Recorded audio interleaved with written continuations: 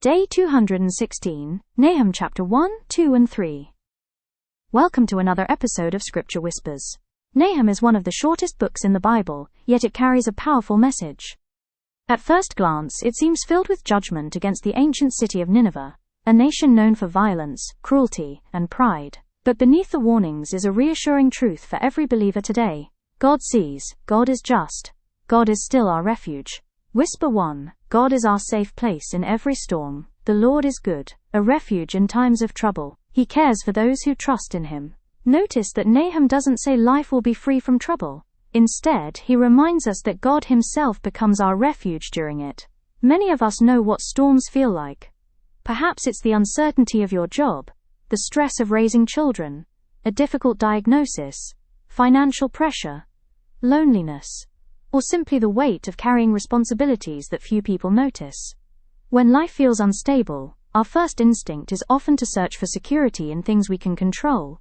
Run toward God before you run toward solutions. A refuge doesn't remove the storm immediately. It provides safety while the storm is still happening. Sometimes God changes our circumstances. Sometimes He changes our hearts while we wait. Either way, He promises His presence.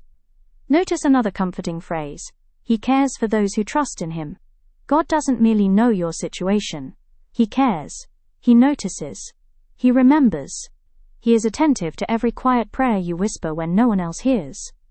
Where have you been looking for security lately? Could God be inviting you to rest in His care today? Take a slow breath. And remember, the safest place is not where life is easiest. The safest place is wherever God is. Whisper 2. Pride always has an expiration date. As Nahum continues, the focus shifts toward Nineveh. This powerful empire believed it could never fall. Its armies were feared. Its walls were enormous. Its wealth was impressive. But God saw something deeper.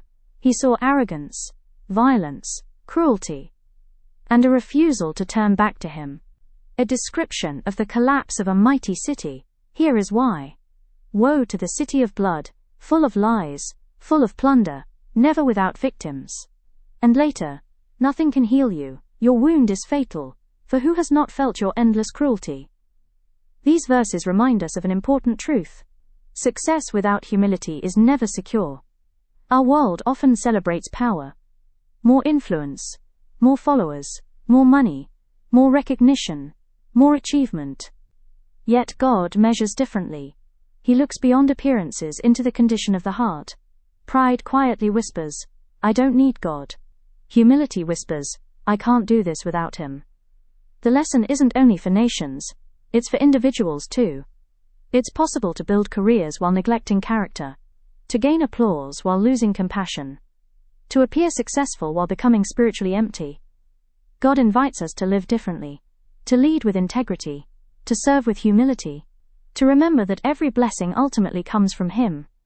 Ask yourself today, are there areas where pride has quietly replaced gratitude? Is there someone you need to treat with greater kindness? Humility isn't weakness, it's strength that remains surrendered to God. Whisper 3. God's justice gives hope to the faithful. The book of Nahum ends with judgment. That can feel uncomfortable to read. But for God's people, it carried hope. Why? Because oppression would not last forever.